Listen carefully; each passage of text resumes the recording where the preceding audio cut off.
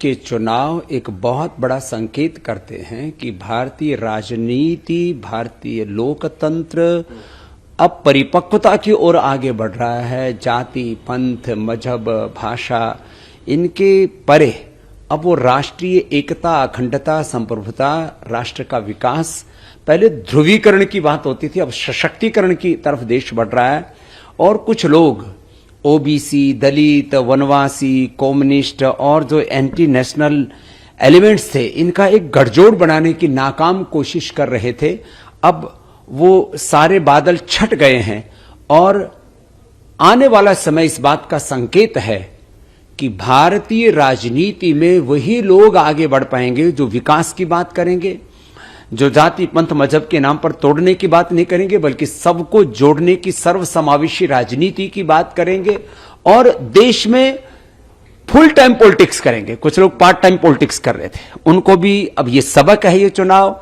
और इसके साथ साथ जो है क्षेत्रीय दलों के लिए भी एक सबक है, जो परिवार पर आधारित पार्टियां, उनके लिए भी एक सबक है। और कुछ लोगों ने कुछ जातियों को, कुछ मत पंथों को अपना गुलाम समझ लिया था, तो अब ये सारे तिलिस्म टूट गए हैं। अब भारतीय राजनीति उस दिशा में आगे बढ़ रही है कि हम अमेरिका से भी ज्यादा ताकतवर इस देश को बनाना चाहते हैं, तो आने वाले 20-25 साल हमें मेहनत करनी पड़ेगी।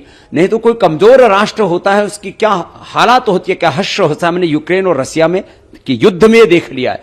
इसलिए भारत अब विजयी होगा और भारतीयता की, राष्ट्रीयता के साथ में, संस्कृति मूलक समृद्धि के साथ में, जो सबको साथ में लेकर के आगे बढ़ेगा वो विजयी बनेगा। और जहां तक मोदी जी का नेतृत्व का प्रश्न है, राष्ट्रीय पलक पर मोदी जी के सामने सारे नेता बोने नजर आते हैं। ये एक विपक्षी दलों के लिए एक बहुत बड़ा संकट, उनके लिए बहुत बड़ी चुनौती, उनके लिए क्राइसिस है।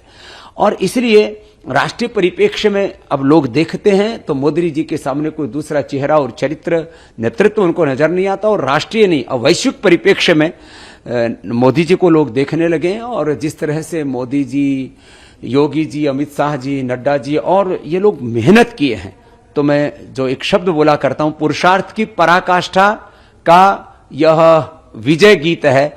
जिस तरह से इस बार चुनावों के परिणाम सामने आ रहे हैं। देखिए, कुछ लोग नए नैरेटिव घड़ने की कोशिश करते हैं, लेकिन वो कामयाब नहीं होते। छोटा मोटा नुकसान कर सकते हैं, लेकिन अब देश का, मैंने कहा, वोटर काफी परिपक्व हो गया है और वो अपना हित अहित खुद सोचता है। वो किन्हीं चंद लोगों की अब बपोती नहीं रह गया है। इस बार के इस राजनीतिक परिवेश ने ये बता दिया है।